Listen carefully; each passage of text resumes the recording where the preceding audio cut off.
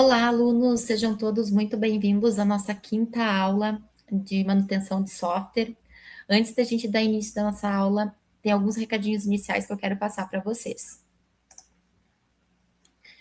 Então, alunos, lembrando que vocês têm lá atividade mapa para vocês realizarem, né? Atividade de estudo 1, 2 e agora dia 5 abriu a atividade 3 para vocês estarem realizando, tá? Fiquem atentos aos prazos, tá? Não deixem para a última hora para não haver esquecimento. Utilizem o template da atividade mapa, ela está lá no material da disciplina de vocês, tá? Não deixe de utilizar esse template para realizar a atividade. E os vídeos explicativos estão lá no material da disciplina, também no Bem-vindo à Disciplina, no fórum lá, com os vídeos explicativos da atividade mapa e da atividade estudo 1 também, tá bom? Então, fiquem ligados nas horas complementares, nas atividades extensionistas também, para não ficar tudo para a última hora. E é muito importante, pessoal, que vocês acessem os comunicados, porque é por lá que a gente comunica tudo que está acontecendo no curso e na disciplina de vocês. Então, fiquem atentos a esses avisos via comunicados. Qualquer dúvida que vocês tenham, sempre lembrando que vocês podem mandar mensagem pelo Fale com o Mediador, que a gente está lá para atender vocês, tá bom? E, então, outro recado bem importante, pessoal, sobre a Semana de Conhecimentos Gerais, que ainda está disponível para vocês. Então, ela começou dia 18/5 até dia 21/6, ela vai, com 3 palestras, com uma atividade avaliativa com 10 questões, né? Vocês podem estar garantindo aí 16 horas complementares e um ponto na disciplina curricular, né, de vocês. Então, bem importante vocês acessarem lá no estúdio de vocês. E esse programa do Santander Apoio Financeiro, tá? É de 140 bolsas de R$ 3.000, então as inscrições vão até dia 31/8, né? Então, tá destinado aí um auxílio financeiro, né, nesse valor, para estudantes da graduação, da pós, do presencial e do EAD também, tá, pessoal? Então, se vocês quiserem participar, tá lá no mural de vocês também, já mandei comunicados, mas qualquer dúvida que vocês tenham, vocês podem estar mandando mensagem, tá? Então era isso, pessoal. Uma boa aula para todo mundo. E agora vai ser com o professor Elton. Oi, pessoal, tudo bem? Essa aula aqui é a nossa quinta aula da nossa disciplina de manutenção de software. Como vocês estão vendo, ela é gravada em virtude do feriado. Vocês sintam algumas outras diferenças, reparem outras diferenças, como, por exemplo, a própria forma de visualizagem. Eu uso aqui de casa uma ferramenta um pouco diferente daquela instituição utiliza, tá? Mas a ideia é que o conteúdo seja igual, seja o mesmo, aqui para a gente ir trabalhando, a gente ir conversando, certo? Não teremos os bate-papos que a gente costuma ter, mas daí na próxima semana a gente volta com as aulas ao vivo, para a gente voltar à mesma forma que a gente costuma trabalhar. Peço desculpas também por possíveis cortes, modificações que possam ocorrer, certo? A gente tenta encontrar os horários para gravar esses conteúdos e às vezes pode ter algum corte, dar uma pausa, volta e assim por diante, mas sem problema algum. Na aula passada, a gente iniciou o trabalho, a gente falou bastante sobre metodologias ágeis, sobre Scrum. Faltou alguma coisinha aqui que eu vou fechar com vocês. A gente vai falar um pouco do XP ou XP, né? E tem outros conteúdos ali, se der tempo a gente segue também. Caso vocês tenham dúvidas, não esqueçam de sempre, que é a nossa ideia, né, de falar com o mediador, mandar suas mensagens ali, aquelas dúvidas que vocês possam ter. E nas próximas aulas também a gente vai conversando. Mais um motivo para me pedir desculpa, aqui, se vocês viram, já estou de casaco de novo, o frio bateu novamente. Já estou já sentindo a tosse, um resfriado querendo vir. Então, em alguns momentos eu vou ter que dar uma paradinha a mais aqui, tomar uma água, para conseguir ir até o final, certo? Então, vamos lá. A gente, como eu disse, falou muito sobre Scrum na semana passada. Tá? Tem alguns pontos aqui que eu acho que são interessantes a gente conversar, alguns assuntos que eu vejo que alguns entendedores, digamos assim, os tal ditos influencers, falam muito, algumas coisas que eu concordo bastante a respeito de algumas boas práticas, digamos assim. as metodologias ágeis, os frameworks, como queiram chamar, eles trazem muito da base do que elas são, sim, e tem muito do dia a dia a própria equipe que define, certo? Como eu já falei, o Scrum tem muita coisa que ele não diz como deve ser. Utilização de ferramentas, por exemplo. Ele não diz como que eu devo fazer o meu backlog. Cabe a equipe fazer da maneira que quiser. Se quiser botar num quadro branco ali no canto da sala, coloca. Se funcionar, não tem problema nenhum. Então a equipe tem autonomia para muitas coisas aqui dentro. E algumas coisas a gente torna elas, digamos assim, coisas legais de serem utilizadas. Como, por exemplo, a gente manter as sprints curtas. O Scrum fala que a gente pode ter até 4 semanas de sprint. Não é legal. Eu não suporto, né? Para mim, sprint é 2 semanas, né? Talvez 3, dependendo da situação. Não sei que a gente tem uma situação muito específica, tá? Já vi situações onde empresas chegam ao final do ano, estendem as suas sprints, digamos assim, para ter um período de estabilização em alguns momentos, geralmente mais no final do ano, mas pode ter isso aí também. Estamos tendo alguns problemas aqui em produção e não adianta terminar nada que a gente não vai subir. Então, poderia pensar o seguinte, então vamos fazer uma sprint de 4 semanas em vez de 2, tem algumas demandas que estão ali meio encagadas, por algum motivo a gente pode fazer alguma coisa diferente? Pode. Tá? Mas uma das coisas que eu vi, alguns comentários que eu achei uma ideia bem legal, é que a gente evite ficar o tempo todo mudando o tamanho das sprints. O pessoal perde o costume de como que as coisas funcionam. Começa uma semana e termina na outra. Começa uma semana e termina na outra. Daqui a pouco, do nada, começa uma semana e termina depois de 3 semanas. Daqui a pouco volta para 2, vem para 1, para 3, 4, tá? O pessoal não curte muito situações desse tipo. Mas, de qualquer forma, pelo menos as primeiras sprints, 1, 2 semanas, não estendam mais que isso, até para o pessoal se conhecer, pegar o ritmo, coisa desse tipo. Você está definindo algumas coisas aqui dentro que precisam ser muito bem cuidadas, digamos assim. Refinar o backlog continuamente, certo? Já conversamos a respeito disso. O backlog não é uma coisa escrita em pedra. Os itens que estão ali não estão escritos em pedra. Então, eles podem modificar, eles podem mudar a prioridade. Né? Quando eu digo modificar, surgir coisas novas para serem colocadas dentro daquele item. Né? De repente, a gente tem um item lá de um determinado cadastro e antes mesmo de ser desenvolvido, né, a gente já estava com a história pronta, descobriu-se que tinha alguma coisa a mais para ser colocada ali dentro. Tá? Então, ele é totalmente mutável, digamos assim. Não esqueçam sempre, de qualquer forma, sempre que mexer na ordem, né, na organização da sprint, sempre os itens que estão mais acima, mais prioritários, mantenham eles sempre já refinados. O que a gente diz como sendo refinados? Eles já foram discutidos, já foram entendidos, já foram detalhados pelo PO para ser levados, digamos, para a equipe técnica. Aí já estão prontos, com todas as regras definidas, para serem levados para a equipe técnica. Proteger o sprint goal. O que é o sprint goal? É o objetivo da minha sprint. O objetivo da minha sprint é entregar o cadastro de produto totalmente funcional. Certo? Protejam isso. É isso que a gente quer. É isso que vai dar a nossa vitória, digamos assim. Fazer a entrega deste item. Torna dele um ritual, né, de sincronização e não de espaço, de status para gestores. O que é isso aqui? O que eu quero dizer com sincronização? Para as pessoas entenderem onde cada um está. A ideia daquelas 3 perguntas, o que eu fiz, o que eu vou fazer e quais os meus impedimentos. Para tornar claro para todo mundo, que todo mundo entenda o que eu estou fazendo, a gente sincronize com as ideias. E quando a gente não de status de gestor, não é para o momento de estar cobrando gestor ou mandando alguém fazer alguma coisa, ou tomando alguma... como é que eu vou dizer? Cobrando alguma coisa, digamos assim, de alguém. Não é esse o objetivo. A sprint, a ideia da demo é que seja um bate-papo entre a equipe técnica. tá? Alguém quer assistir? Não vejo problema nenhum. Só não fica pedindo a palavra e enchendo o saco, como diz outro. Cria o DOD rigoroso, né? Definição de pronto.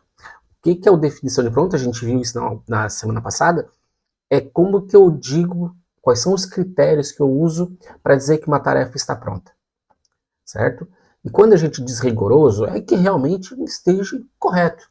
O nosso DOD exige que passe pelos testes do QA, que passe pelo teste funcional, que passe pelo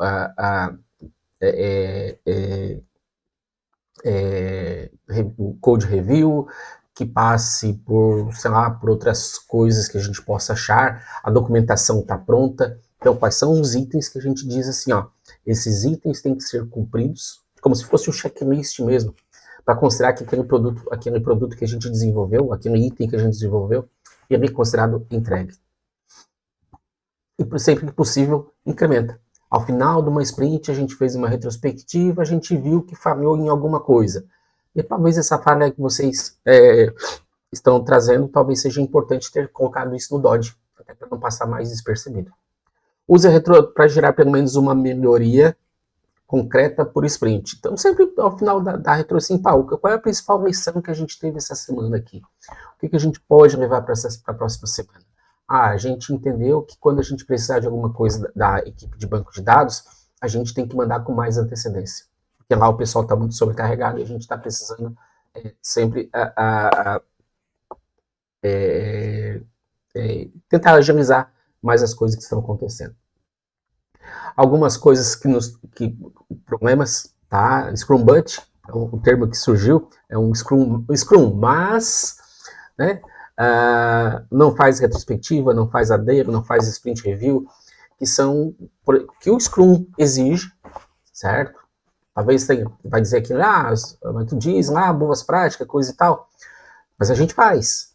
Talvez não fazer a sprint todo dia por algum motivo muito forte, vai deixar de ser Scrum, vai deixar de ser Scrum, mas continua sendo ágil. Então, existem situações que talvez vocês verifiquem que não tem por que fazer daily, certo? O meu exemplo de sempre. A equipe é pequenininha, trabalha todo mundo no lado do outro. Todo mundo sabe o que está acontecendo aqui. Talvez se perde um pouco do sentido de fazer a daily todos os dias, certo? Segundo o Scrum, é todo dia. E a retrospectiva, a review, são momentos de reflexão para tentar sempre evoluir. Então, algumas coisas que o Scrum busca, que é essa visitação sempre pelas coisas que a gente está fazendo, a busca pelo fortalecimento e pela melhoria constante, essas cerimônias elas nos ajudam muito. PO ausente ou que não prioriza o backlog regularmente, ele vai lá e entrega as atividades para a equipe técnica e se manda. Aí chega na próxima sprint, ele vai trazer alguma coisa e não está refinado, não está priorizado, tá? São coisas que, para toda engrenagem funcionar, esse aqui é um ponto também que precisa funcionar muito bem. Scrum Master agenda como gerente de tarefas, o que ele não tem que ficar o tempo todo cobrando tarefa da galera, tá? Como é que tá isso? Como é que tá aquilo? Por que tu fez isso? Por que tu fez aquilo? Certo? Equipes muito grandes divididas em subtimes têm a sincronização adequada, até porque fazer equipes muito grandes, imaginem um pessoal de financeiro, né? O software tem um módulo grande de financeiro. Será que eu tenho só uma equipe de financeiro? Eu não posso ter uma equipe de financeiro de contas a pagar, uma de contas a receber, outro de conciliação bancária? Alguma coisa assim. Talvez a gente quebrar em mais de uma equipe seja o melhor caminho para fazer as equipes menores e que se estruturam melhor, que fazem o negócio andar muito melhor. O Velocity, o Capacity também, usado como meta de produtividade. Tem semana que vai produzir melhor, tem semana que não vai produzir melhor. Tá? A gente não pode usar isso o tempo todo. A gente precisa diminuir esse tempo, É pressão, tá? Não que a gente não tenha que trabalhar sob pressão, mas talvez seja uma pressão desnecessária. Tá? Tome muito cuidado a respeito disso.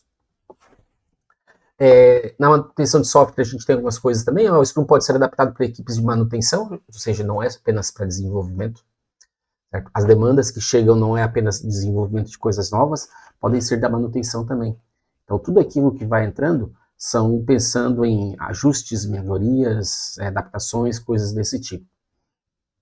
Trabalho relativamente orientado, né? Trabalhar com bugs, suporte, atualizações, coisas desse tipo, que muitas vezes não são tão planejadas, né? Então a gente pode ter demandas que vêm de um planejamento e como demandas que não vêm. Então a gente poderia pensar, digamos, a equipe lá de vendas. Temos uma equipe de vendas e temos outra equipe de vendas, onde uma é para desenvolver as coisas novas e outra para trabalhar aquilo que já está em produção, tá? São duas situações também, certo? Algumas coisas muito importantes para vocês sempre pensarem é que a gente tem o trabalho é não planejado. Então, de repente, alguma coisa está batendo na porta, certo? Que vai quebrar o nosso sprint backlog, o backlog da sprint, que são coisas que a gente tem que resolver na hora, certo? Muito cuidado com isso aí. Dificuldade de estimar bugs em sistemas legados. A gente dá suporte para um sistema legado lá que ninguém sabe mexer direito, que às vezes para entender o que tem lá dentro se torna muito difícil, muito complicado. Então a gente passa uns perrengues danados nesse sentido. Ainda mais se mexe lá uma vez na vida, outro na morte, como os outros, né? A gente tem uma alta rotatividade de prioridade por parte do cliente. Por que isso acontece? Porque muitas vezes a gente tem vários clientes. Cada cliente tem a sua prioridade. E para a gente entender aquilo que realmente é prioridade dentro do software, se torna mais complexo. A prioridade às vezes é vencida por aquele cliente que tem a maior conta. Tá? Aquele cliente que tem o melhor cheque ao final do mês. Certo? Débito técnico acumulado dificulta novas entregas. O que é o débito técnico? São aquelas falhas que a gente sabe que existe e a gente precisa gerenciar elas, né? Seja corrigindo ou deixando como está e ficando só de olho, certo? Tem coisas que talvez o impacto seja baixo, tem coisas que o impacto seja maiores e a gente precisa conviver com eles, né? A gente sabe que toda vez que cadastra uma pessoa com salário de tal tipo, quebra a regra lá não sei aonde, lá do financeiro, certo? A gente precisa corrigir? Precisa. Mas será que é sempre que acontece esse caso? Não sei. Tá? Toda vez que alguém vem comprar, que é o primeiro cliente, é a primeira compra dele, que precisa comprar à vista, aparece uma mensagem de erro. Mas você está conseguindo vender? Estou conseguindo vender. É uma mensagem chata, incômoda, mas está conseguindo vender. Precisamos corrigir? Precisamos corrigir. Mas a gente deve fazer a priorização. Tem alguma coisa que possa estar, um débito técnico que a gente tenha, que talvez ele esteja prejudicando realmente alguma coisa no dia a dia, que está impedindo alguma coisa no dia a dia. Ou um débito técnico pode ser alguma situação que a gente está reparando que à medida que os dados vão chegando, aumentando a quantidade de usuários, né, a quantidade de dados, o sistema passa a ficar lento em algumas consultas, alguns relatórios. Consultas ficam mais pesadas. Se continuar nesse ritmo, daqui 6 meses essa consulta vai ser uma dificuldade para ser executada. O que a gente vai ter que fazer disso aqui? A gente precisa estar de olho, a gente precisa daqui até 6 meses resolver esse pepino aqui. Então, junto com o PO, sempre olhar, temos esse débito técnico, colocamos esse sprint, não colocamos, o que a gente faz? Tá? Algumas coisas que o pessoal fala muito, né? 20 a 30% da capacidade de sprint para bugs e incidentes. Tá? Se eu tenho sempre isso acontecendo, sempre olhem para essa situação. Não posso dividir em uma equipe para desenvolvimento dos novos e outra para manutenção e suporte. Separa alguma coisa. A gente já teve uma vez que a gente teve uma situação que a gente estava em um projeto, mas a gente reservava um período do dia, eram 2 horas por dia, para atendimento de chamado. Começava às 8 da manhã, até às 10 eu atendia chamados. Poderia ter necessidade de seguir depois? Poderia, mas daí eu guardava a coordenação, né, e dizia, ó, tem esse outro chamado aqui que não pode esperar até amanhã. Ok, vamos trabalhar nele. Eu terminei antes das 10, começo a trabalhar no projeto da maneira que a gente precisa. Trabalhar com SLA, tá? Muito importante isso aqui, que quando o usuário vai abrir um chamado de um incidente, tá? Um problema, ele já saiba quanto tempo a gente tem para responder. 8 horas, 16 horas, 24 horas e assim por diante. Como que a gente, qual a melhor forma de trabalhar isso? Muito Kanban, tá? Muito Kanban, saber o que cada um está trabalhando, aonde está, coisa desse tipo, tá? Sempre entender muito bem o que é emergencial, o que é prioritário, certo? Ah, isso aqui não tem prioridade, pode ficar para a próxima sprint? Pode. Vamos ter que jogar dentro dessa agora, tá? O que não é ideal pelo Scrum, mas a gente precisa fazer? Vamos fazer. Essa aqui, então, para mim, talvez é o melhor gráfico que a gente tem para entendimento do que é o Scrum. Tá? O que a gente começa tendo aqui? Ó? A gente sabe dos executivos, time, clientes, usuário, outros desenvolvedores, todo mundo que tem alguma demanda para ser desenvolvido. Talvez para muitos seja estranho ter aqui time, certo? Pô, como assim? O time, né? Os dev mandando demanda para o PO? Sim, débito técnico é uma demanda que vem para a lista do PO também, tá? Para a gente priorizar e trabalhar junto numa sprint, certo? Ou o próprio o time viu que existe uma determinada necessidade por pré-requisito, né? A gente já viu aqui, ó, que a gente vai ter que fazer um cadastro de produtos lá na frente, mas não esquece que para cadastrar produto a gente tem que trazer a demanda lá de cadastrar a categoria, certo? Ou eu preciso aqui, pensando já no relatório, eu preciso criar um cadastro de parametrização, digamos assim. É alguma coisa que veio, a ideia inicial veio da equipe técnica. Eles podem jogar aqui dentro. O PO recebe todas essas demandas, é o cara que concentra todas as necessidades, e ali dentro ele cria o seu backlog. A partir disso, tá? História de usuário, caso de uso, papel de pão, bilhetinho, como vocês acharem melhor para vocês detalharem essas necessidades, certo? Quando a gente leva para o time essas necessidades, esses pontos que a gente quer desenvolver, a gente precisa ter isso muito bem definido, né? Como a gente já falou, muito bem já organizado. Então, o time seleciona as de maior prioridade, né? Pega dentro do backlog aqui, e pode comprometer a entrega do final da sprint. Então, a gente pega as primeiras ali e vê o que se encaixa dentro da sprint. Talvez a gente seria as 3 primeiras, mas são 3 tarefas longas, que as 3 não caberiam. Então vamos tirar a terceira, que a terceira é longa, né? Então fica a primeira e a segunda, pô, mas tem um tempinho aqui, a terceira não cabe, mas a quarta não cabe, certo? Então é meio que um quebra-cabeças que a gente vai fazendo aqui. Outra coisa também é que dependendo do que vai ser desenvolvido, eu posso ter um especialista em uma determinada tecnologia que tem uma tarefa já para ele.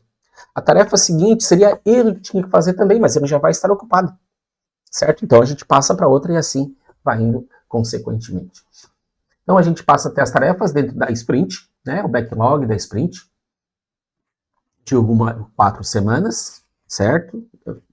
Essa figura tem uma inconsistência, não fala nada que tem que ser em uma semana, é uma prática que se tem, digamos assim.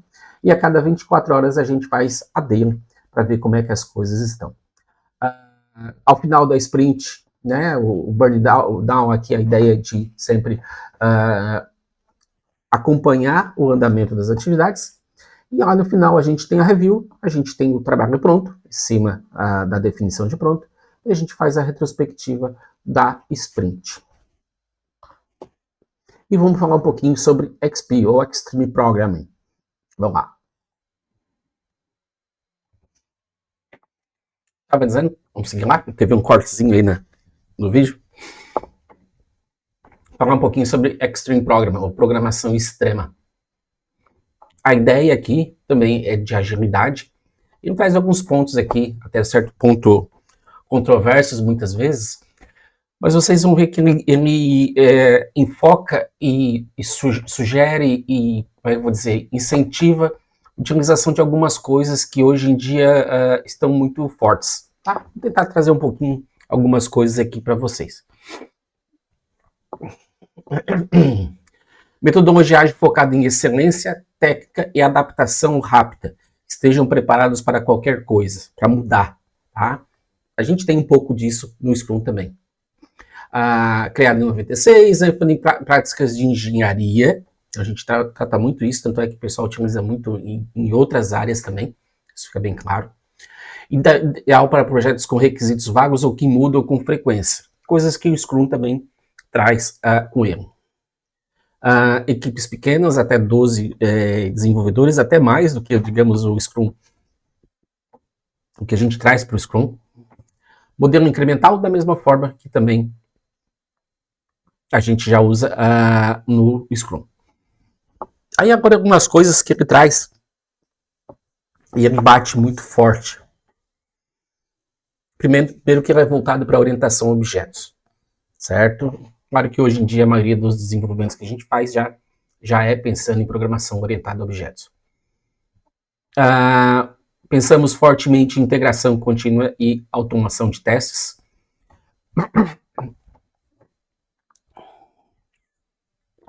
O objetivo é sempre subcódigo. Sempre subcódigo. Por isso que a gente trabalha muito com essa ideia de automação. Quando a gente fala em integração contínua, é que o código que eu desenvolvi já foi integrado na master, digamos assim, para quem já conhece Git, e daí ele já vai subindo, né? Claro que com testes, passando por QA, o máximo possível de testes automatizados, certo? Mas sempre tentando essa agilidade de subir código. E para isso, ele traz algumas coisas muito importantes. Primeiro, vamos trabalhar o simples, simplesinho e bonitinho, certo? Sem muita firula, sem muita invenção, tá? Nosso objetivo é subir código, código com qualidade. E o que a gente pode fazer? Tentar ser simples, tá? Não tentar muita firula. Código limpo. Um código limpo ajuda muito. O código simples já ajuda a ser limpo, mas nessa ideia de subir sempre código, um código limpo é mais fácil as outras pessoas entenderem. Toda a equipe, tá, tem acesso a todo o código é coletivo. A gente não pode ter nenhuma restrição. Não, tu não pode mexer nesse código aqui. Aquela equipe ali, todo mundo mexe em tudo, certo? Por isso que a gente tem a ideia. Código simples e limpo que seja fácil de todo mundo entender. O Scrum a gente fala muito em framework, tá? De gestão, tanto é que a gente fala muito fortemente na organização de como que tem que ser uma sprint, fala-se muito em tempo, né? Para as cerimônias, coisas desse tipo. Coisa que o XP ele não leva muito, né, na vida dele. Aqui a gente fala no Scrum muita ideia de papéis e cerimônias, coisa que no XP não tem, certo? E o Scrum não traz nenhuma prática, certo? Como eu já falei anteriormente, ele não diz qual é a forma que tem que fazer, não diz qual é a ferramenta que tem que usar, certo? Ele deixa muito aberto para ser utilizado pela equipe. O XP foco na engenharia de software, digamos assim. Não engenharia de construir um prédio ou um navio, mas na engenharia de software, pensando do nosso lado, certo? Prescreve práticas técnicas, ou seja, ele fala muito em TDD, quem trabalha na área de testes, TDD é uma coisa muito forte, ele fala lá no uso do TDD, ou seja, é uma metodologia, uma prática de trabalho que o Scrum não fala em nada disso, ele não traz nada nessa relação, né? Por exemplo, aqui ele fala muito, como eu disse, integração contínua, integração contínua e entrega contínua, o CI/CD, tá? Ele fala muito. Aqui ele já fala abertamente também, no Scrum a gente fala em até 4 semanas de sprint, as interações, aqui ele fala em apenas 2. Tá? Como vocês veem, o Scrum foca muito na forma que eu vou usar. E o XP é como se ele falasse nas práticas que eu vou utilizar. E não é bem a mesma coisa. Então, portanto, como é que eu vou dizer? Não é que o Scrum tem vá ao contrário do XP, tá? Eu posso tentar mesclar muitas coisas aqui. Eu posso pegar práticas do XP e trazer para dentro do Scrum, por exemplo, a ideia do TDD, CI/CD, que a gente já usa com DevOps, tá? Então, muitas coisas que estão dentro do XP cabem tranquilamente dentro do Scrum, porque não tem nada dizendo que não pode. O Scrum não vai falar nada assim, usa ou não usa. Inclusive, existem práticas que são comuns, né? Como eu disse, a ideia da interação, que no Scrum a gente chama de sprint, aqui tem um determinado o prazo que eles têm.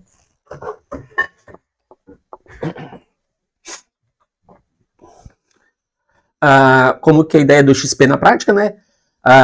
Exploração, planejamento, interações, produtização, manutenção, morte, são coisas que a gente já verifica isso dentro do Scrum, tá? Não vou parar muito com isso aqui, porque a gente já está longe.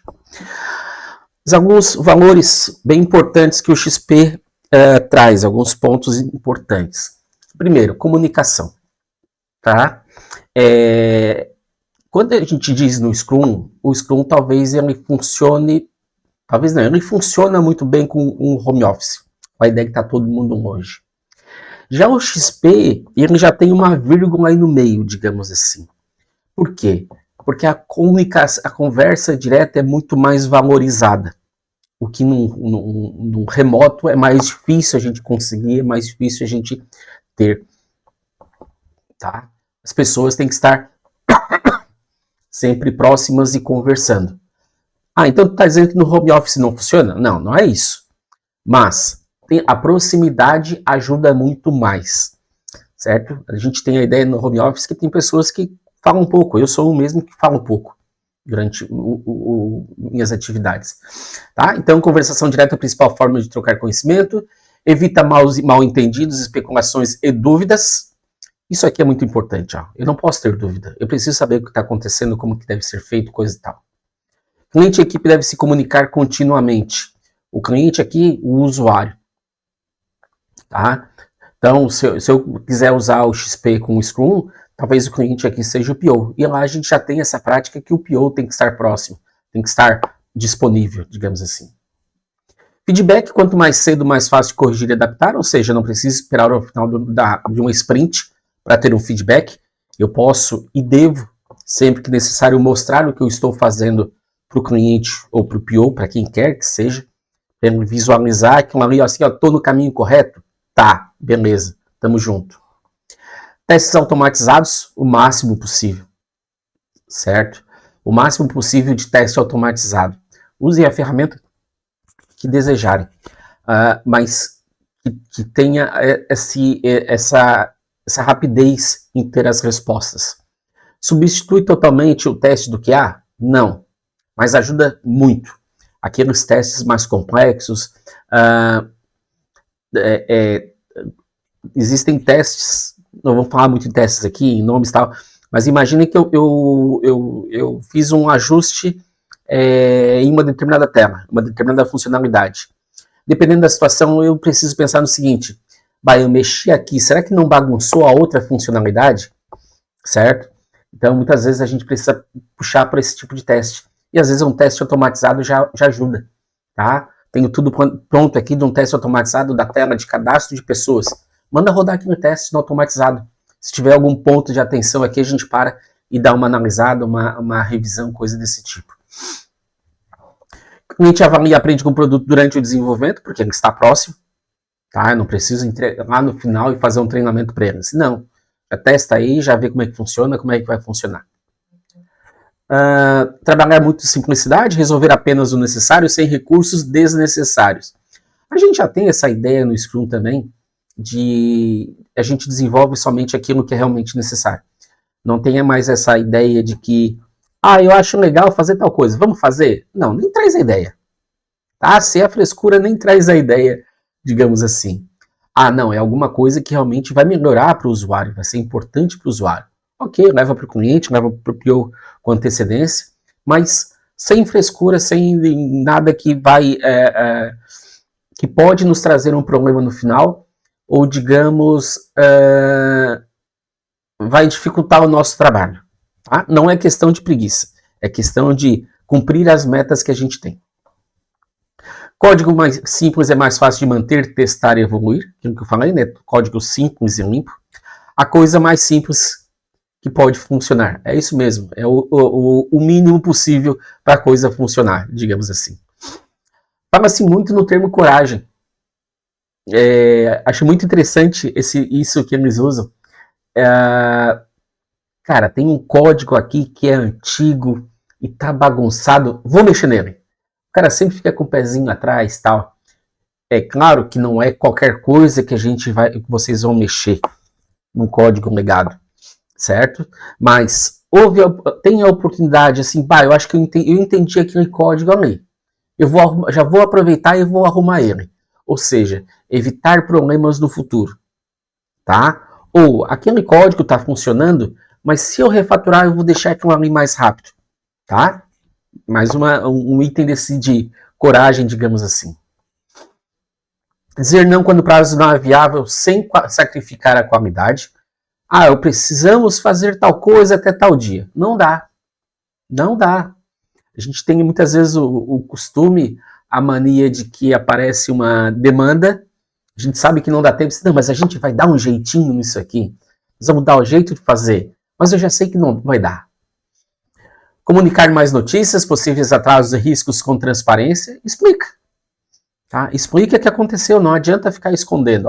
Houve um problema assim, assim, assado, a gente achava que ia dar certo, usar dessa forma, não deu certo.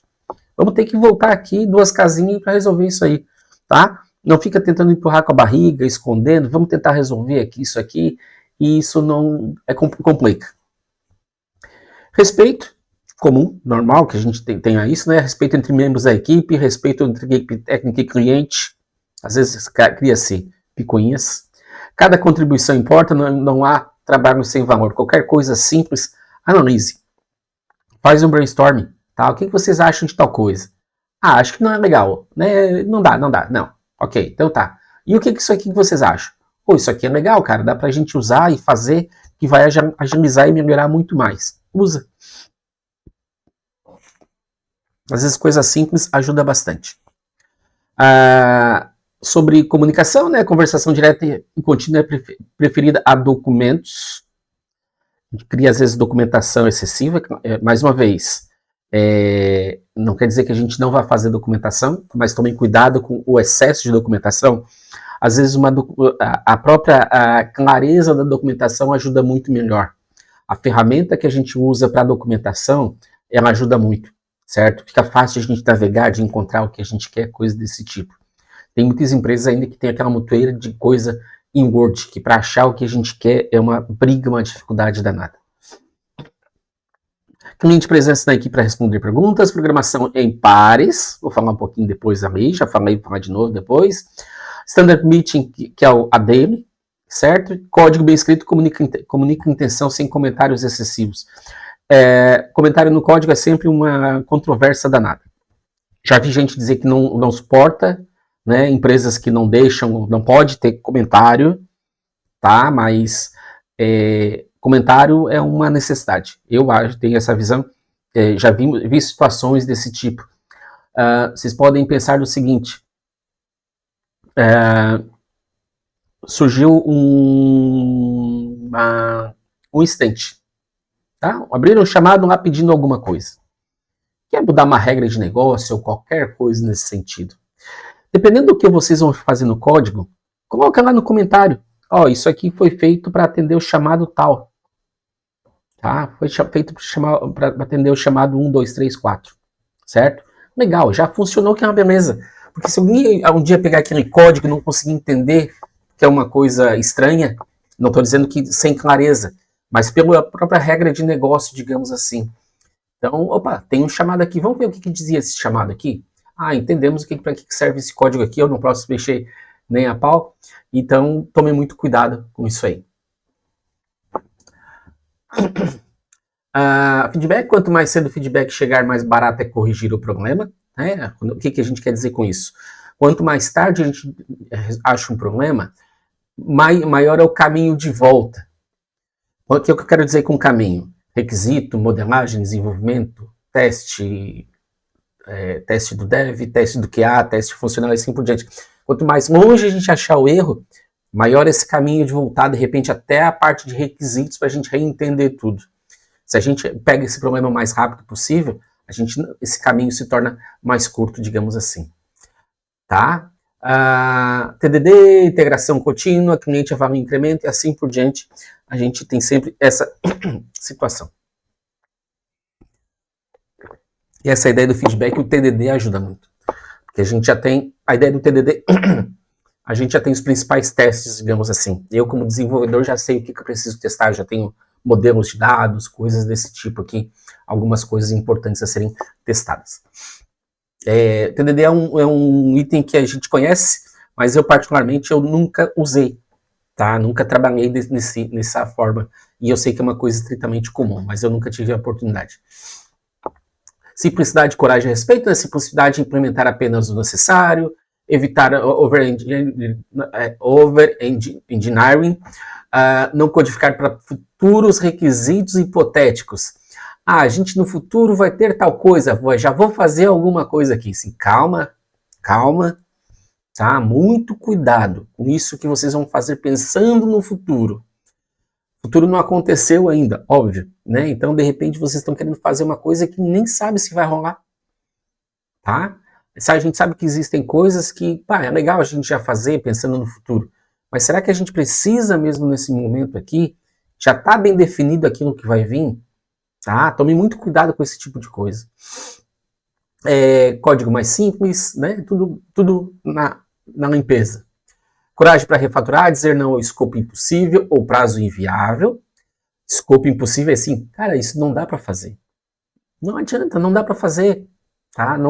E não vale a pena, tá? É difícil de fazer, é inviável financeiramente, o tempo que a gente tem, não dá para fazer. Vamos pensar de outra forma.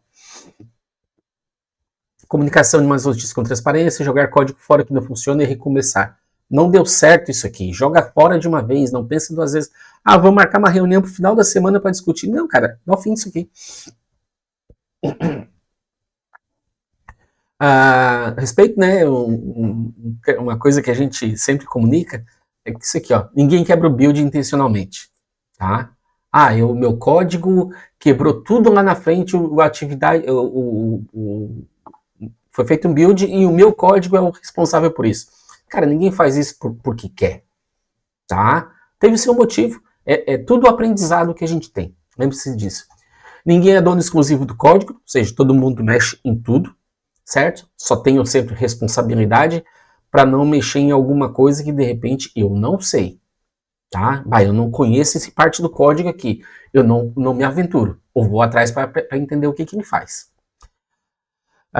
Feedback construtivo, tá? Não tem essa de ficar reclamando, falando mal do outro, tal, coisa desse tipo. Estimativas são respeitadas pelo cliente, tá? O dev falou, a palavra final, é ele que vai fazer, ele tem que saber quanto tempo que vai levar para fazer isso aqui. As práticas, né? Como eu já disse, o TDD, ou seja, os testes são escritos antes da produção. Galera, isso aqui a gente sabe que ajuda muito. Quem utiliza TDD no dia a dia não tem por que reclamar, tá? E nos principais testes, certo? Quem vai desenvolver já desenvolve com aqueles testes do lado e não vai validando. Porque se ele faz os testes dele, estão ok, ele manda para o QA e o QA vai fazer o teste que seria o TDD, se quebrar vai voltar. E vai ficar um vai e volta. Então, digamos assim, os principais testes o próprio dev já faz. E ele já elimina uma grande... não estou dizendo que ele vai eliminar, aliviar o trabalho do QA, mas ele vai aliviar esse vai e vem. Tá? Esse vai e vem, a ideia é que diminua, certo? E os testes que a gente pode fazer, sempre unitários, né, por classe, por métodos, coisas desse tipo, tá? E claro, lá por funcionalidade, história, tela, esse tipo de coisa. Integração contínua, integrar o código ao repositório principal várias vezes ao dia. Eu não terminei, hoje eu chego no final do dia e não terminei. Eu vou mandar então amanhã o código. Cara, tu não pode já mandar, tá? Tem algum problema se tu mandar, certo? A não ser que tu saiba assim, não, vai rachar um monte de coisa lá enquanto eu não conseguir subir o código inteiro. Ok. Não estou falando em mandar para produção, galera, tá? mandar para produção é outra situação. Todos os testes unitários são executados a cada integração, tá? Não adianta eu integrar o meu código sem testar. Testa bem o teu código e manda. O código só passa em 100% dos testes unitários passarem, tá? Por isso, mais um dos motivos da utilização de ferramentas automatizadas. Programação em pares, já falei a respeito disso, certo? Eu acho que se houvesse recursos financeiros para isso, seria uma prática muito boa. A ideia eu acho muito boa. Garanto sempre que tenham duas pessoas que conheçam muito bem o código. Garanto que, por exemplo, é como se um ficasse desenvolvendo e o outro já fazendo code review na mesma hora. Os problemas lá na frente, eu tenho a visão de que talvez diminuiriam bastante. O problema é, a gente tem duas pessoas fazendo o serviço de uma, quase isso, algo próximo a isso. Isso poderia atrasar muitas atividades, então a gente precisaria ter muitos profissionais para trabalhar, tá? O que pode ir para a empresa, né, quando a gente fala de financeiro, torna-se um problema. Um codifica, outro revisa em tempo real, reduz erros, difunde conhecimento e melhora o design do código, né? Vai desenvolvendo, outro já vai falando, já vão trocando ideia. Pares devem ter habilidades semelhantes e rotacionar frequentemente. É eu e o Joãozinho. O Joãozinho sempre fica na máquina. Não, eu, né? Sei lá de quanto tempo a gente vai trocar. Um dia sou eu, outro dia é ele. Qualquer coisa nesse sentido. Design simples, né? Usar design simples que atende ao requisito atual. Faz o que está sendo pedido e nada mais. Evitar abstrações prematuras, que é aquela ideia de desenvolver coisas pensando no futuro, que a gente já falou, código claro e alinhado com padrão. Sempre muita atenção a respeito de padrão, tá? Temos padrão para dar nome de variável, padrão para dar nome de tabela, padrão para, digamos, nome de métodos, usar o camel case lá, a forma de dar nome para as coisas, né? Maiúsculas e minúsculas e assim por diante. Refatoração constante, né? Melhorar a estrutura de código sem alterar seu comportamento, especialmente sem alterar o comportamento. Aplicada continuamente sempre que há oportunidade de melhoria. Tem a oportunidade de melhorar um código? Faz. Não esqueçam de testar. Tá? Não eu fiz alguma coisa que eu não vou esquecer de testar. Aqui está utilizando uma estrutura de repetição de tal tipo, não, mas a linguagem agora permite que eu faça de outra, que vai deixar o negócio mais rápido, um código mais limpo. Ok, faz e testa. Sustentação de velocidade de desenvolvimento ao longo do tempo, né? Sem a correria, a gente fala muito disso. E o código coletivo, que a gente já falou anteriormente. Um pouquinho de TDD, mas eu vou pular, tá? Fica aqui para vocês fazerem a leitura depois. A ideia da programação em pares, que eu já falei, tá? Vocês depois podem falar, refatoração, integração contínua. Falar um pouquinho disso aqui, que eu acho que é bem interessante e bem importante. Existem muitas ferramentas que vocês vão encontrar por aí, tá? Muito conhecido é o Jenkins, talvez no mercado seja um dos mais conhecidos, mas o próprio GitHub tem a sua própria ferramenta, Microsoft tem muitas ferramentas por aí. Eu falo do Jenkins porque ele é gratuito e usa-se à vontade, digamos assim. Dentro de uma ferramenta desse tipo, a gente vai criar o que a gente chama de pipeline. O que seria a ideia de um pipeline? Seriam todas as configurações, desde eu enviar meu código até ele colocar em produção. Tudo isso de forma automatizada. O que eu preciso fazer nesse pipeline? A gente precisa integrar o código, validar se deu tudo certo, fazer determinado conjunto de testes automatizados, tem que passar com tantos por cento de acerto, preciso criar o build, preciso pegar ir lá no servidor, digamos,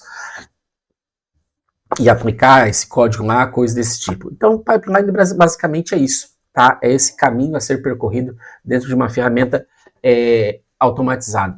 Por isso que tem aqui, ó, o pipeline típico, o dev faz o push commit para o repositório, o servidor de CI, né, integração contínua, detecta a mudança automaticamente, faz o build, faz os testes, análise, notifica a equipe e assim por diante. Ele faz praticamente tudo de forma automatizada. Isso é muito importante e ganha-se muito tempo. Tá? O grande detalhe que eu acho aqui é a ideia de teste, certo? teste automatizado. A gente, dentro da ferramenta, pode fazer esse tipo de coisa, certo? Então, ganha-se muito com isso. Dependendo da quantidade de desenvolvedores que estão produzindo código e tal, uma ferramenta desse tipo praticamente se torna indispensável para toda a equipe. Talvez eu já vi gente meio cabreiro, mas até fazer o build e colocar no servidor. Não, tudo bem. Tu não quer fazer esse tipo de coisa? Não faz. Faz só até gerar o build. Porque de repente tu quer fazer em horário pré-programado, sei lá, tu tem os motivos, sei lá. Então, faz aquilo que é principal, principalmente até gerar o build, gerar o pacotinho lá, certo? Faz o teste, vê se os testes estão tudo funcionando. Somente quando vocês receberem um verdinho, né, um sinal verde dizendo, ó, deu tudo certo, tá? Agora beleza, agora eu vou pegar esse cara, eu vou fazer manual e colocar lá dentro do meu servidor, certo? Então, como eu disse, é comum então vocês ouvirem falar isso aqui, ó, CI/CD, é integração contínua e entrega contínua, Continuous Integration e Continuous Delivery. Código coletivo, já falamos anteriormente, né? Código para todo mundo, ninguém pode reclamar. O XP ele fala, tá? A gente fala em 15 minutos no Scrum, aqui ele fala em 20 minutos, mas a ideia é a mesma, tá? Nada de muito de novidades no que a gente tem. Ideia de releases curtos, por isso que a gente fala a sprint curta, certo? Intervalos curtos sempre a respeito disso. Só complementando, né? Evitem dentro do XP, sprints acima de 2 semanas de 15 dias.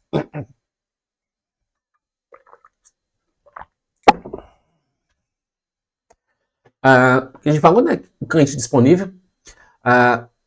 O cliente, apesar desse nome, não necessariamente vai ser o cliente que vai estar aqui, mas alguém que represente ele, certo? Por isso que fala, cliente ou um representante com poder de decisão, certo?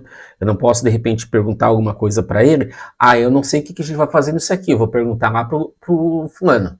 Não, ele tem que ter poder de decisão, certo?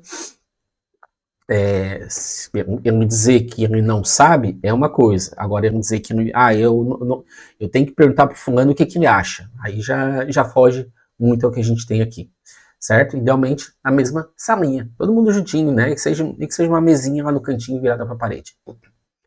Responsabilidades dele: escrever as histórias de usuário, com critérios de aceitação claros, certo? Não é a definição de pronto que a gente viu lá atrás, tá? Que os critérios de aceitação dele. Eu quero que tenha isso aqui para mim aceitar essa entrega, certo? Prioriza as histórias com valor de negócio, aquilo que tem mais valor para o usuário, que é mais importante para o usuário. Responder a equipe em tempo real, tá? Às vezes eu acho meio forçado a gente falar em tempo real, mas o mais rápido possível. Para ele, digamos, ter esse feedback mais efetivo, digamos assim. Ele valida e aceita funcionalidades entregues. Sempre no final da sprint, a gente entrega e ele tem que validar. Claro que a gente fala muito no feedback constante, então ele já conhece aquilo ali, então quando chegar lá no final, a gente for entrega, é só uma coisa de praxe, né, digamos assim. Mas ele já conhece o que está sendo feito também. Participar dos jogos de planejamento, ele fala muito em história de jogos de planejamento, mas é no planejamento em si, em que as pessoas realmente discutem aquilo que vai ser desenvolvido. Todo mundo tem que participar e dar suas ideias. Quando o cliente não está disponível, suposições erradas de requisitos geram trabalho caro, porque eu vou desenvolver, mas não sei exatamente se é isso que o usuário queria. A velocidade cai, a equipe bloqueia, aguardando decisões, eu não sei o que eu faço isso aqui, o cara não está, e o que mais que eu vou trabalhar. A gente, uma possível solução é usar mesmo o PO, como a gente tem lá dentro do Scrum. Aqui, a respeito de ritmo sustentável, certo? Não é fazer loucura de virar final de semana. O Scrum é totalmente contra esse tipo de coisa. O XP proíbe horas extras sistemáticas. Qual é a ideia disso aqui? É constantemente, o tempo todo fazendo hora extra. Coisas pontuais são aceitas, tá? Aquele negócio, bateu às 6 horas, até às 7 eu termino isso aqui para não deixar para semana que vem, não deixar para amanhã, ok. Agora que é um negócio, tá tudo atrasado, vamos ter que virar a noite trabalhando a equipe inteira. Não. XP é totalmente contra esse tipo de coisa. A equipe deve trabalhar em um ritmo que possa ser mantido indefinidamente sem degradação de qualidade. O que adianta eu virar à noite e chegar amanhã e eu não consigo trabalhar?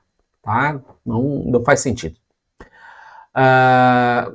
Desenvolvedor descansado comete menos bugs, horas extras de curto prazo reduzem produtividade futura, e assim vai, a gente tem algumas situações. Padrões de desenvolvimento. A gente falar de padrões de desenvolvimento, é claro que o Scrum não fala nada disso, porque ele não fala nessas padrões ou metodologias, coisas desse tipo, certo? É mais da parte burocrática, digamos assim. Mas o que a gente quer dizer com padrões de desenvolvimento? Nomes de variáveis, nomes de métodos, nomes de tabelas, padrão de projeto, organização das minhas classes, da arquitetura da minha aplicação em si. Isso tudo está dentro desse ponto, tá? Dessa ideia de criar um padrão. Então, antes de iniciar o desenvolvimento do projeto, define-se padrões, tá? Qual é a melhor forma de dar nome para as variáveis? Vamos definir a forma de dar nome para a variável? A forma de dar nome para método e assim por diante? Método de salvar sempre deve se chamar salvar, tá? Nunca confirmar. O cancelar é sempre cancelar, não é voltar, certo? Isso já tem muito definido. Quando a gente fala da ideia de programação orientada ao objeto, a utilização de interfaces, ou interfaces, como queiram, ajuda muito nisso. A gente cria já um padrão e todo mundo é obrigado a obedecer aquela lei. Convenção de nomenclatura, né? Tem vários por aí que a gente possa utilizar. Talvez os mais utilizados são o Welcome Case. Estrutura de pacotes e organização de pastas. Estou desenvolvendo, eu crio muito arquivo, cria as pastinhas e vai organizando. Limite de complexidade ciclomática e tamanho de métodos. Muita gente cria uns métodos muito grandes, difíceis de manutenção, então tenta diminuir um pouco o tamanho deles. Regras de comentário, quando comentar, o que eu tenho que colocar ali? Tem que botar quem foi o desenvolvedor, qual é o código do requisito que está ali, o código do chamado, qualquer coisa desse tipo. Padrões de tratamento e erro e de log, certo? Quando que eu gero log, certo? Como que eu gero as exceções da minha aplicação? Então é comum a gente ter as próprias exceções, criar as exceções para isso. E outro detalhe, como é que eu defino a estratégia de versionamento da minha aplicação? Tá? As branches, coisas desse tipo. Design patterns, para quem não conhece, é importante conhecer os patterns que trabalham principalmente na arquitetura da aplicação, como eu falei, dentro dos padrões, é a ideia de organização de classes, até mesmo como que elas interagem entre si, né, os relacionamentos entre classes.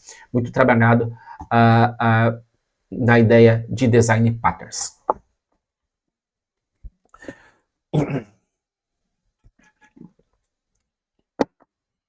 Fechamos as metodologias ágeis. Como eu disse para vocês, existem outras metodologias ágeis, mas eu acho que essas duas aqui são aquelas que se tornam essenciais, que vocês devem realmente conhecer. Tá? A grande maioria que eu tenho contato assim das pessoas que utilizam metodologias ágeis, a grande maioria utiliza Scrum, tá? Raro alguma dizer que usa o XP ou XP, mas utilizam-se, digamos, de práticas dentro do XP para trazer para dentro do Scrum.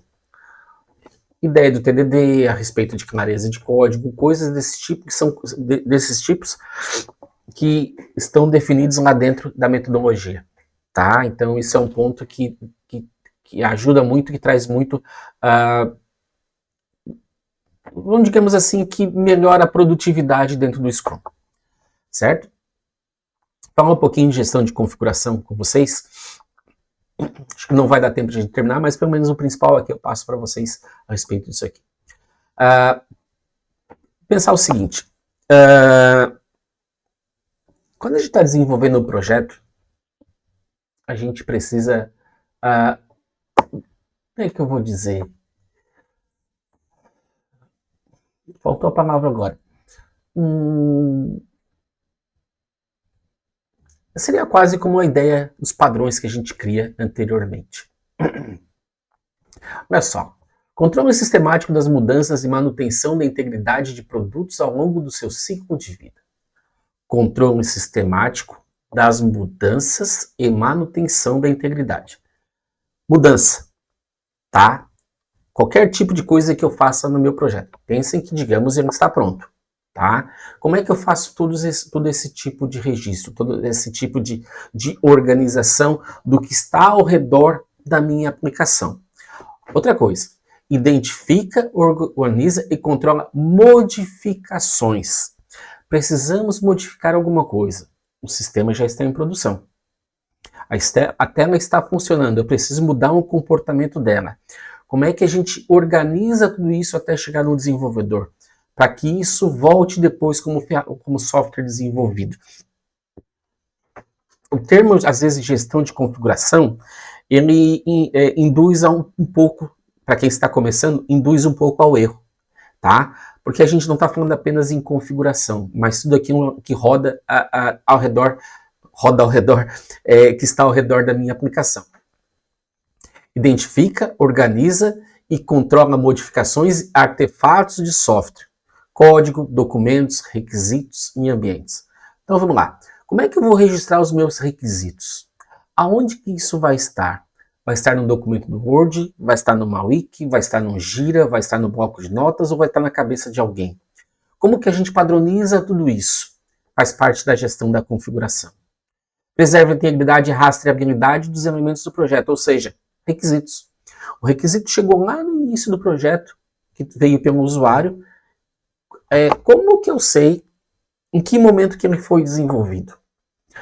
Ferramentas como o Gira, a gente consegue fazer essa relação muito bem. Eu crio as minhas histórias de usuário, que tem um número, e lá dentro do Gira, por exemplo, do Confluence, que é a ferramenta da empresa, esqueci o nome da empresa, mas da mesma empresa, o Gira e o Confluence da mesma empresa. O Gira é o que faz os chamados, o Confluence é onde a gente documenta. Então, lá no Confluence, eu posso dizer que estar explicando e dizendo, ó, isso aqui foi desenvolvido dentro dessas histórias de usuário, e eu faço um link entre elas. Então, a gente padroniza a forma que a gente vai fazer tudo isso. A gente faz essa configuração de como que a gente quer que isso tudo funcione. Previne casos de projetos complexos, porque a gente tem essa complexidade, tá?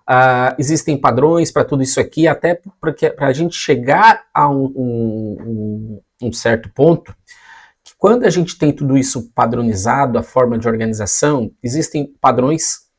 O CMMI talvez seja o mais conhecido deles, por ser internacional, o IMPS-BR, BR, vocês vão ver que é brasileiro. Mas são certificações que, digamos, que as empresas adquirem, certo? Porque tem tudo muito bem organizado, a burocracia deles está muito bem organizada dentro do projeto, que são níveis de certificação. Eu faz muito tempo mesmo, que eu não vejo, eu nem sei como é que está isso. Às vezes órgãos governamentais precisam adquirir softwares, tá? Mas que exigiam um nível de CMMI de empresas, tá? Eu sei que muito tempo atrás isso existia, não sei se hoje tem. Precisamos contratar uma empresa para desenvolver o software. Só contratamos se a empresa tiver no mínimo o nível 3 de CMMI.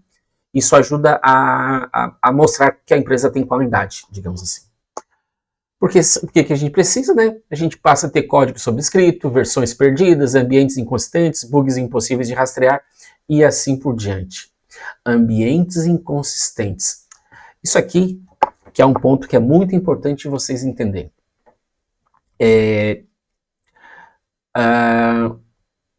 Vamos lá. A gente tem uma equipe de desenvolvimento.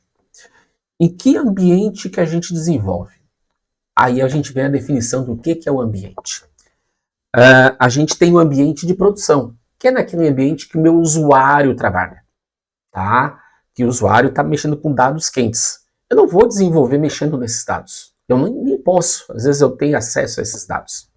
O que a gente tem é como se fosse cópias para criar ambientes diferentes. Então é normal ter um ambiente de desenvolvimento. Estou desenvolvendo na minha máquina, acessando essa base de dados de desenvolvedor. Então ali eu posso bagunçar com os dados à vontade. Tá? Não tem essa frescura. Eu posso mexer nos dados à vontade. Eu tenho base, digamos, para teste. Certo? Daí eu já é uma coisa diferente, porque eu estou ali para fazer testes. Então preciso de dados um pouco mais verídicos, digamos assim. E pode ter diversas bases. E quando a gente diz aqui, ó, ambientes inconsistentes, imaginem o seguinte: eu tenho integrações, certo? Então eu tenho o meu sistema principal, eu tenho desenvolvimento, teste, homologação e produção. Só que esse meu sistema, ele bate em algumas integrações de outros sistemas. E lá no outro sistema eu só tenho uma base uma base de teste. Eu tenho o outro sistema, eu tenho teste e produção. No meu lado eu tenho desenvolvimento, teste, homologação e produção. Esses dois que não tem, o que eu faço? Quando eu estou desenvolvendo, eu bato aonde na integração? Então vira uma bagunça danada. Vira uma bagunça total, tá? Importante é entender que eu preciso criar formas de resolver isso. Porque eu estou desenvolvendo, eu preciso testar. Tá? Meu teste de desenvolvedor, certo? Então se torna uma coisa bem chata, às vezes, até de trabalhar, tá? Cada mudança registrada, avaliada, aprovada, tem que ser rastreável. Aprovada, tá? O que seria isso? A nossa equipe terminou alguma coisa e quer botar em produção. Precisamos de pessoas para aprovar isso, tá? Já vi situações de empresas que, aí a quantidade não vou lembrar, mas tem 5 diretores. Para subir alguma coisa precisa de aprovação de 3, certo? Aí tu manda e-mail pro cara, certo? Para todos eles, e, digamos, explica o que tu estás fazendo ali, o que tem ali, às vezes é ferramenta própria, daí o diretor entra ali e faz a aprovação, tal. Mas daí tu tem que explicar muito bem o que tem aquilo ali, mostrar, ó, o card tal é o que diz que foi testado, a gente tem a documentação está pronta, a gente já fez os testes aqui, não tem problema de entrar em produção hoje à noite, não, tem que ser só o final de semana, ou coisas desse tipo. Então, daí, nessa avaliação, digamos, esse tudo é levado em consideração.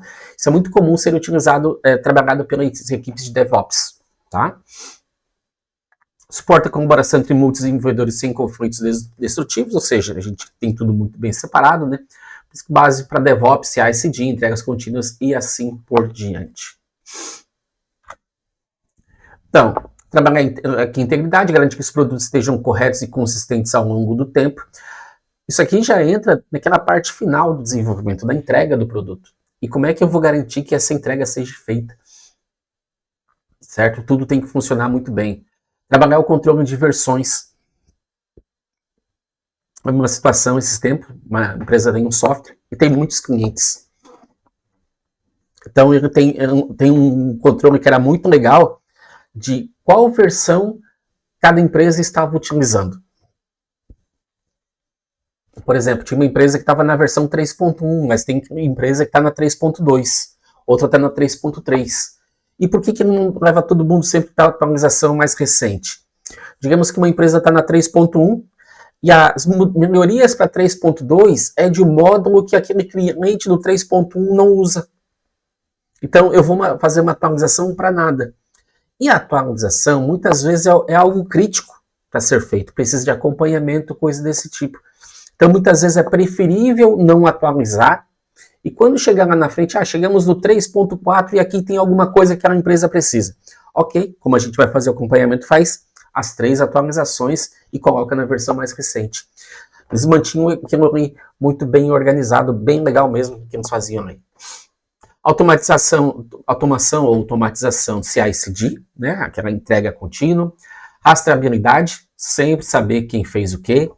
Isso vem junto desde lá dos chamados, até mesmo no controle de versões lá, aquela ramificação de todos os arquivos de tudo que foi feito. Auditoria e conformidade, apoiar auditorias e revisões de conformidade em normas e contratos, tá? A gente fala normas e contratos, não tem muito a ver com a gente, mas quando a gente fala nisso aqui, pensem que, digamos, a gente está trabalhando com algum tipo de software que tem alguma coisa de legalidade, parte contábil, parte de direito, coisa desse tipo, certo? De repente, para mim, um software que eu estou desenvolvendo não tem as falcatruas lá para não pagar imposto, certo? Colaboração permitir que muitos devem trabalhar em paralelo sem sobrescrever o trabalho alheio. Ou seja, eu tenho no controle de versão, cada um trabalha na sua branch local e depois só sobe as modificações e se encontram lá em cima. Ou seja, o que eu estou fazendo aqui não tem problema lá. A não ser quando eu subir, o código pode dar algum tipo de conflito, aí é uma outra historinha a ser pensada. Alguns itens mais controlados, né? Digamos, qualquer artefato que precisa ser identificado, controlado e rastreado é um item de configuração. Preciso fazer um controle sobre código? Item de configuração. Documentação precisa ser sempre rastreável? Item de configuração. A respeito dos chamados, item de configuração. Códigos executáveis, código-fonte, módulos, classes, pacotes, tudo isso, os deploy, os pacotes que a gente cria, container, Dockfile, tudo isso aí que a gente precisa de algum tipo de configuração, de controle, quem acessa, quem mexe, coisa desse tipo. Toda a parte de banco, né, até mesmo scripts de migração, certo? Para quem não conhece a ideia desses scripts de migração, o Flyway é muito utilizado, e tinha outro, além do Linkbase, tinha outro também, que eu esqueci o nome. Basicamente é quando eu levar a minha aplicação subir, eu preciso de repente criar um novo campo numa tabela. E eu vou fazer um script SQL. Eu posso colocar dentro da minha aplicação, configurar de tal forma que quando executa a primeira vez, ele vai lá, cria esse campo, né? De repente cria o campo, preenche ele, faz um update ou qualquer coisa nesse sentido, certo? Sem eu precisar fazer isso de forma manual, é como se eu automatizasse tudo isso aqui. Documentação, documentos requisitos funcionais e não funcionais, especificações e tudo aquilo que envolve a parte de documentação que a gente tem aqui. Deixa eu ver se tem uma coisa importante. As bibliotecas, controle das bibliotecas, tá? Para quem trabalha, por exemplo, com Java, o pom.xml, que é um arquivo de controle de dependências, muito cuidado, porque daqui a pouco alguém está colocando novas dependências sem avisar alguém e está dando conflitos ou coisas desse tipo. O ideal é sempre que usar alguma coisa nova na aplicação de vocês, nesse caso aqui uma dependência nova. O que seria essa dependência? Preciso usar alguma coisa externa da minha aplicação, que eu vou baixar ele para usar na minha aplicação. Que isso, como eu vou dizer, não seja qualquer um que possa ter essa permissão. O que eu quero dizer? Queremos usar determinada dependência. Tá, mas isso aí não vai dar conflito com as outras que a gente tem? Foi testado e validado antes? Então, que exista um trabalho nesse sentido. A gente só vai fazer essa liberação, essa disponibilização dessa nova dependência quando houver algum tipo de teste que haja uma aprovação. Certo? Eu desenvolvo sozinho, a dependência que precisar, eu vou baixando, vai virando uma bagunça danada, meus arquivos de dependências e tal, mas tudo bem. E a gente vai se virando, vai controlando sempre da melhor maneira possível. Todo pedido de alteração de um item de configuração serve um processo normal. Então, eu solicito, eu faço análise, qual é o impacto que isso tem, aprovação, implementação, registro. Parece ser meio estranho, digamos assim. Elton, mas falou que o código é um item de configuração lá do Git, controle de versão e tal. Entendo como uma solicitação, eu baixei o código para mim usar, certo? A análise de impacto é quando eu subi o meu código, eu estou desenvolvendo. A aprovação, de certa forma, né, é quando é feito o merge lá em cima. Implementação, execução planejada com pontos de verificação, né? Não deu certo, a gente faz o rollback, a gente volta, a gente registra aqui lá na frente. Então, talvez o nome não seja comum para todos os itens que a gente falou anteriormente, mas que, de certa forma, faz muito sentido para qualquer coisa que a gente tenha, certo? Mas, talvez aqui, muitas vezes, a gente está pensando, às vezes, em documentação, em analisar requisito ou qualquer coisa nesse sentido. Mas a gente segue mais ou menos isso aqui. Sempre que é um ponto de configuração, que é um ponto estratégico, que é um ponto crítico, de certa forma, vai chegar um ponto que precisa de uma certa aprovação, certo? Um controle mais rígido, digamos assim.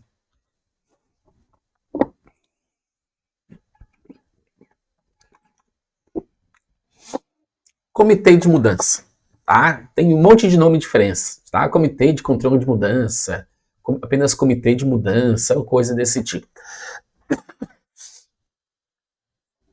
Não tem...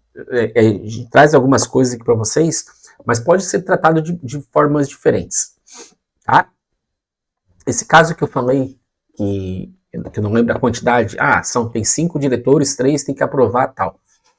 O que acontecia nessa empresa que eu conheci? Tive uma apresentação sucedida pra gente. Eles tinham essa situação do... Vou continuar com esse número, mas eu não lembro se era isso mesmo, tá? Eu tenho uma demanda para subir para produção. Já passou por todos os testes, tá tudo validado, precisa subir para produção. A gente abriu uma espécie de eles abriram uma espécie de um chamado para ir para esse comitê. E ali trazia todos os descritivos, digamos assim, quem é responsável, quem fez o teste, né, as comprovações que os testes funcionaram, coisas desse tipo. Então passava por todos os diretores. E nesse passar por todos os diretores, alguns poderiam dizer o seguinte: não, eu não estou satisfeito com o que tem aqui, vai para a apresentação, certo? Mas, às vezes é uma coisa simples, eu já sabia o que é, trocava uma mensagem antes, isso aí é para atender um problema desse tipo, tá? É alguma coisa bem simples, pontual, tal. Não, tá tudo ok, tá, então toque em frente. Mas tinha uma situação que ia para a apresentação. Então a equipe fazia a apresentação para esse grupo de diretores e depois eles tomavam uma decisão em conjunto. Parece ser uma coisa assim que se torna as coisas muito burocráticas, certo? Talvez para softwares, sistemas, empresas pequenas não faça sentido, mas tenham a visão de que isso aqui sejam grandes empresas que tenham muitas equipes trabalhando no mesmo software, tá? A gente tem empresas enormes de e-commerce, de bancos e de uma pilha de coisa por aí, comunicação. Imagine a quantidade de equipes trabalhando com desenvolvimento de software. E que se deixar solto, daqui a pouco vai dar um problema, ninguém vai saber o que está acontecendo, por que aquilo está acontecendo. Tá? Então, muita atenção a respeito disso. Então, para isso que serve um comitê de aprovação, um comitê de mudança. O grupo responsável por avaliar e aprovar todas as mudanças, tá? Dos itens controlados. Comum, né? Ter ali gerente de projeto, arquiteto, dependendo do representante do cliente, um diretor, né? São pessoas que conhecem do negócio, certo? Até para saber se não está sendo enrolado. E tem outra coisa, é que, digamos que está na aprovação, que eles possam fazer perguntas. Porque, de repente, eu estou querendo subir alguma coisa, alguém vai perguntar, tá, mas isso aí não tem reflexo em módulo tal? Vocês conversaram com aquelas pessoas do módulo tal para saber se isso aí não vai quebrar o deles? Né? Eu só aprovo se tiver uma aprovação deles também, se eles disserem que estão ok com essa mudança e que não vai dar nenhum problema do lado de lá. Tá?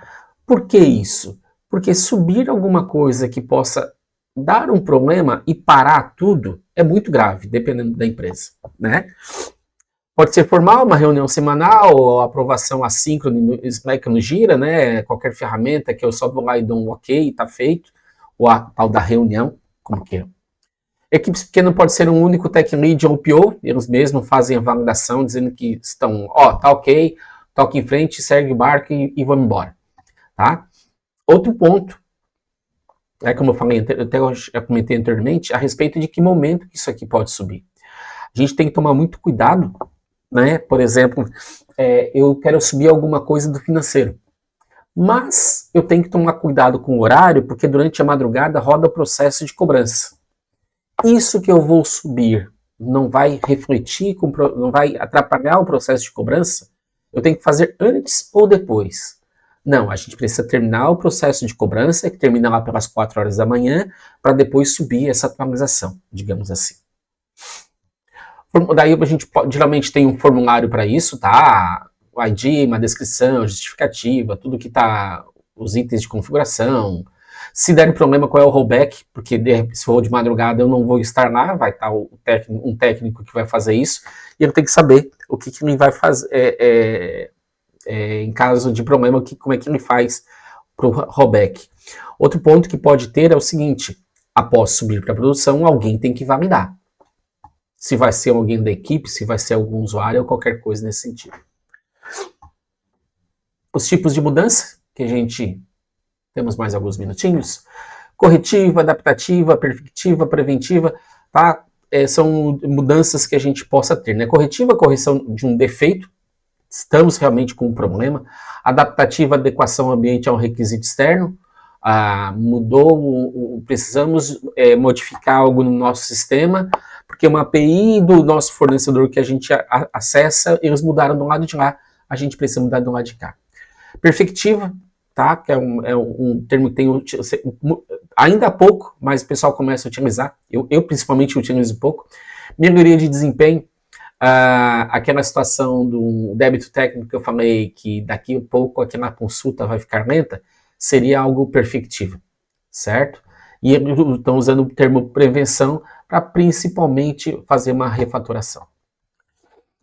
Critérios de priorização, né? O nível qual é a urgência que a gente tem, qual é o impacto que a gente tem, qual é o risco que a gente tem, qual é o custo-benefício que a gente tem para subir essa mudança.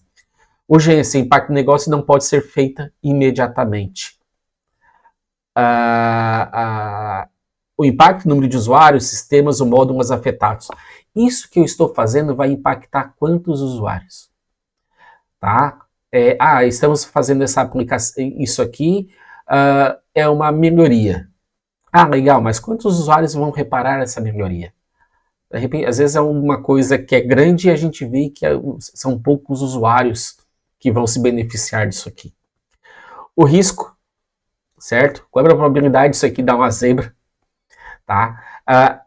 Avaliem sempre isso aqui, é claro que depende do tipo de negócio. Por exemplo, eu tenho muitos processamentos nos primeiros 15 dias do mês.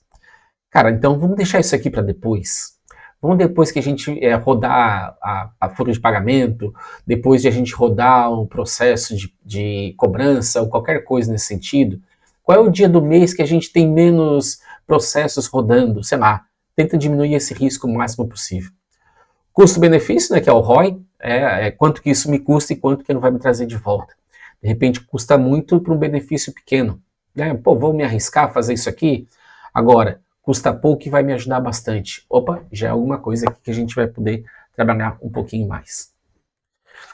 Toda a parte de rastreabilidade, né? Quem alterou, no caso, o commit, se for o caso, alteração, quando, por quê, como foi avaliado, esse tipo de coisa. Nada disso é burocracia. Entendo que isso aqui muitas vezes é uma proteção que a gente possa ter. Tá? Se houver algum problema lá na frente, não é que a gente vai achar algum culpado. É muito mais fácil a gente achar onde foi o erro. E achando o erro, muitas vezes o que houve aqui foi uma confusão, uma falha de comunicação, e que a gente possa tentar sempre pensar em melhorias no futuro dentro do processo. Tá? O próprio Git lá, a gente tem um monte de coisa que a gente pode fazer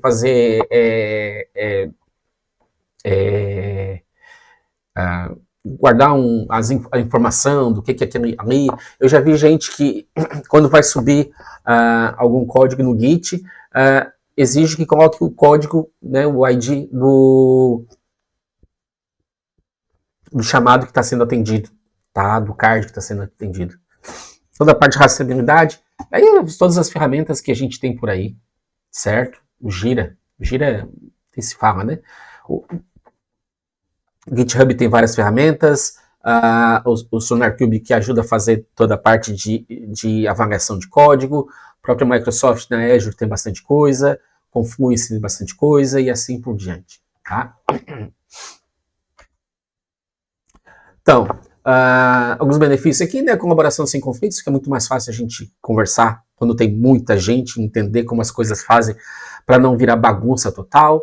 Mais fácil de identificar possíveis erros, certo? Às vezes a dificuldade de achar por que isso foi feito dessa forma. Então a gente entende.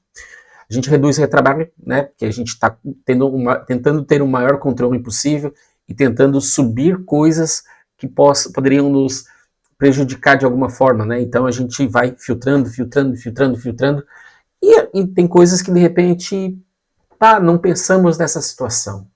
Porque até que chegou alguém que disse que não. Rollback fica mais confiável, porque se der algum problema eu posso voltar, né? O Git permite isso, né? As ferramentas, né, permitem isso. Trabalho em cima do build, das conformidades, das auditorias e assim por diante. Então o que a gente tem aqui? Muito forte. Controle de mudança, toda mudança tem que ser rastreável. Controle de versão, né? O Git e suas diversas ferramentas e tipos de ferramentas por aí. Integração contínua cada vez mais forte. Teremos mais algumas coisas aqui. Eu vou encerrar. Aconselho depois vocês darem uma lida na apresentação, tem muito mais coisa do que no nosso material. Tá? Muitos detalhes que eu gosto de trazer aqui, de conteúdos que a gente vem trazendo já dos outros anos que trabalham nessa disciplina, mas sempre tem uma estudada a mais na nossa apresentação. Próxima semana a gente volta, que aqui tá frio, certo? Já a garganta tá arriando já, tá arranhando. Mas daí, galera, na próxima semana a gente volta daí ao vivo, certo? Pra gente trocar as ideias e conversar bastante. Show de bola, amiguinhos. Grande abraço para todo mundo. Tchau, tchau.